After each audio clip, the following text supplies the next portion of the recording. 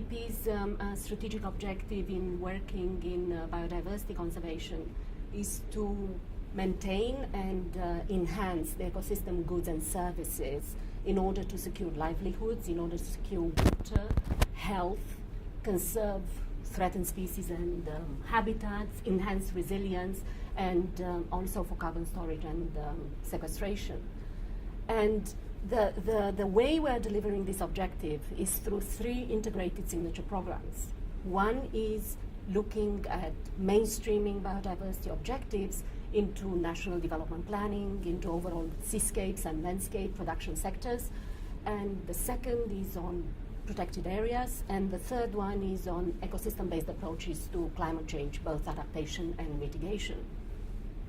More specifically on protected areas, UNDP is looking at interventions that are unlocking the potential of protected areas for sustainable development and for biodiversity conservation. As development arm of United Nations, UNDP is promoting those programs that are resulting in multiple development benefits, which result in poverty alleviation, social justice, reducing inequalities, reducing exclusion, but also looking at livelihoods and looking at biodiversity conservation. Overall, we are the largest agency in terms of work in protected areas. So I'm actually very proud to say that, because our work in protected areas currently covers 120 countries, more than 550 protected areas. And we're looking at 2,500 marine and terrestrial protected areas that are covering an area almost the size of India. So this is quite big, because we are talking about almost 17% of the protected area estate, 353 million hectares. There's a very recent report which was just released that in fact showed that 4 out of 9 planetary boundaries have already been transgressed. And those are related to climate change, to biosphere integrity, to altered biogeochemical cycles, where you look at phosphorus and nitrogen, and also land use change. Now, the reason why this is so important is because 2 of these 4 planetary boundaries that have been transgressed are considered core boundaries. And these are climate change and biosphere integrity. So practically the biodiversity loss with the functionality added together with climate change. And they are considered core boundaries because, core planetary boundaries, because any significant altering of either one of them could push the Earth in a state which will result in drastic consequences, damaging consequences for many parts of the world. So if you're looking at the climate change currently, there is high evidence that it affects development and it affects poverty alleviation efforts worldwide. So the failure to address the impacts of climate change, the failure to prepare for climate change will push additional 3 billion people into poverty. And this is absolutely critical for the work that UNDP does. If you're looking at 1 in 10-year flood event will increase its occurrence for a poor family relying on natural resources for their livelihoods, they might have the means and the coping mechanism to deal with it while it's a 1 in 10-year event. But this is coming more frequently. The coping mechanisms are no longer of use and they are no longer available. So this is what we are experiencing right now. You're looking at the last IPCC report. It's showing massive impact on natural systems. You see the glaciers are shrinking, affecting the runoff downstream, the water resource management. You're looking at shifting in species composition at the ecosystem level. You're looking at shifting migratory patterns. You're looking at different, shifting of geographical boundaries. All of these have consequences both on natural ecosystems, of course, but also on the ability of human population to really respond to this, to cope, and to have the adaptive capacity to deal with that. And I would say that the protected areas, they also offer the silver lining, because I think they should be some of the key strategies in responding, or part of the key strategies in responding to climate change mitigation and adaptation. They have a significant role to play. I mean, you're looking at carbon stocks. 15% of the global carbon stocks are in protected areas. This is essential in terms of climate change mitigation. But if you are talking, for example, about forests, deforestation and forest degradation leads to 20% of global greenhouse gas emission.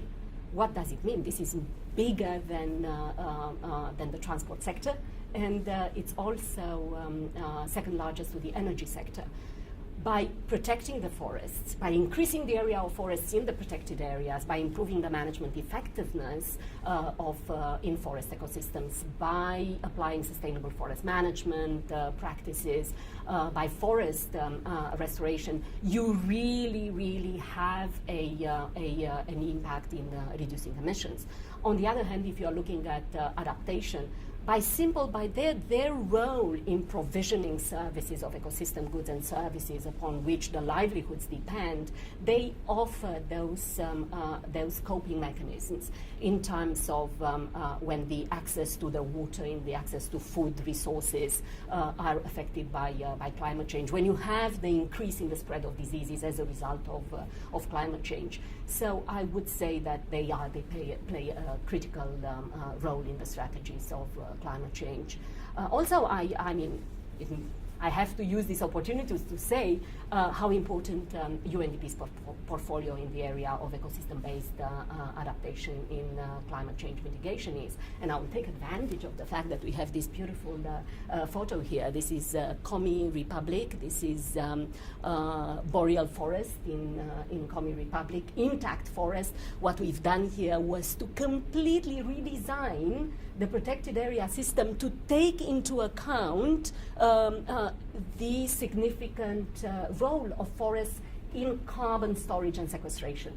Because initially the protected area system was not looking at the roles of protected areas in this.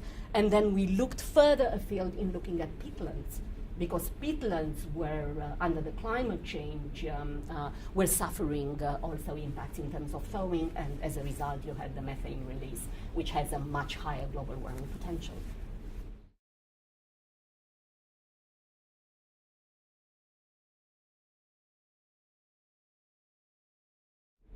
It is our belief that protected areas represent one of the most cost-effective ways of dealing with the key development challenges that the world is facing today. How to feed a world population that is 7 billion today, and by 2030 we're expecting to be 9 billion. How to make sure that you have access and the best use of very limited freshwater supply that we are facing. How do you make sure that you have adequate buffer against disaster risks, against climate change? How you make sure that the poor communities have direct access to the resources on which they depend almost for 100%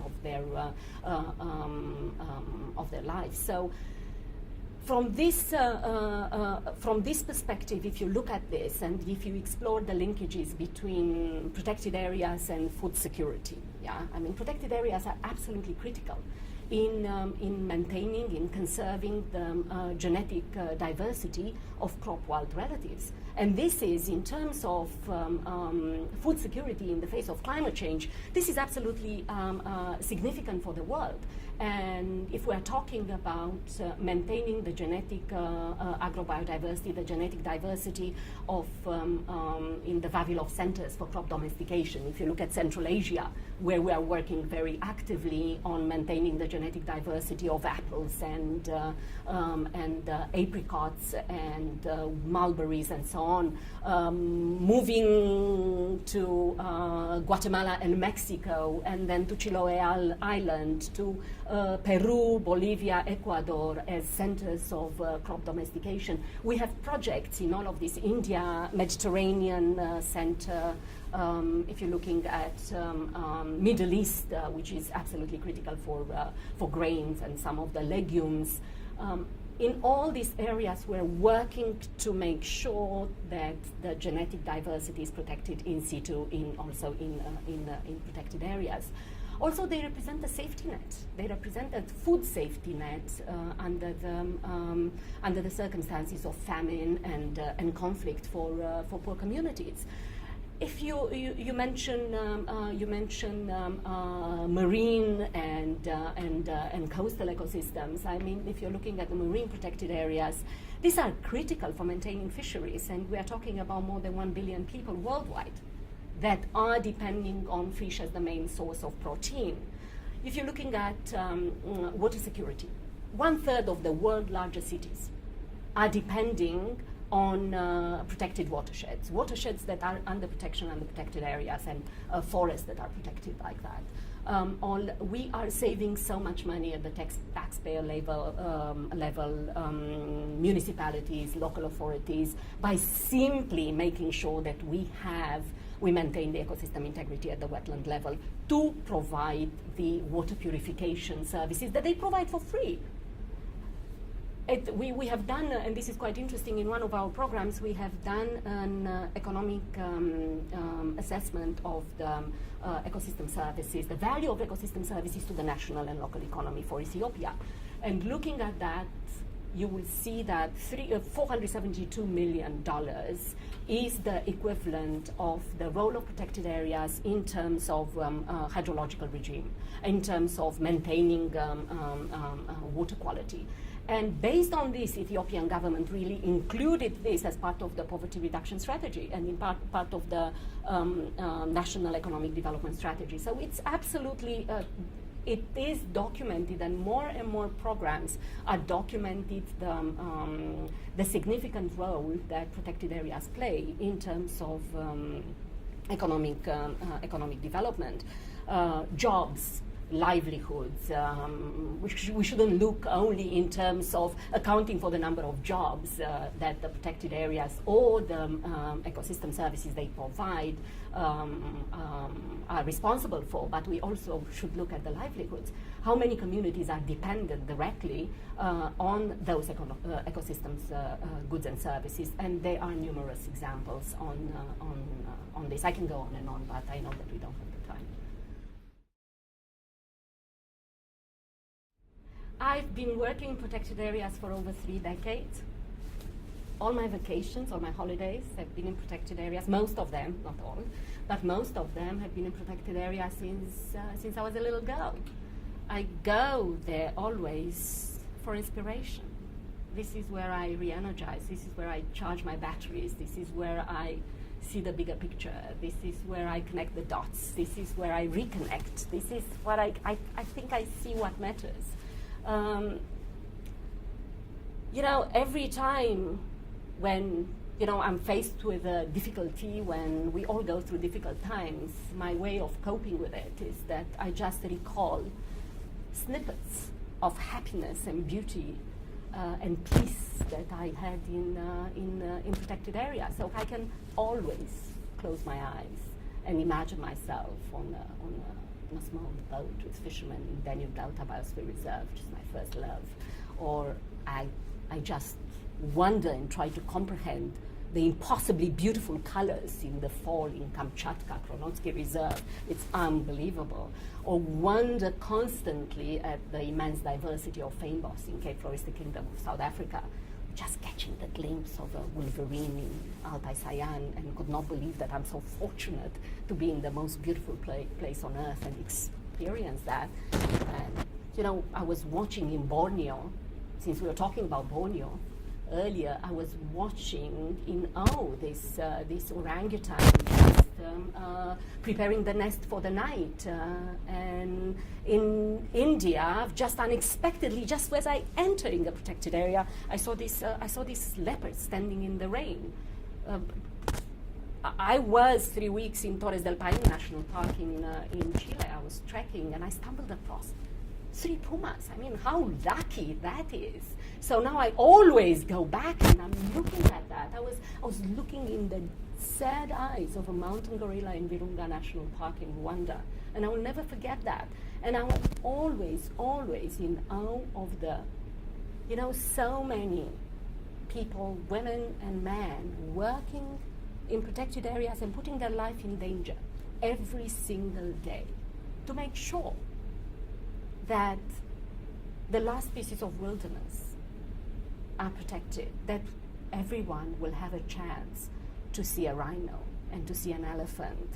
And we are facing a massive, massive poaching. And looking at them, that they put their life in danger for the really intrinsic value and the spiritual and the cultural value for humanity and the world, I think this is like what I get my inspiration is. That's my passion has always been.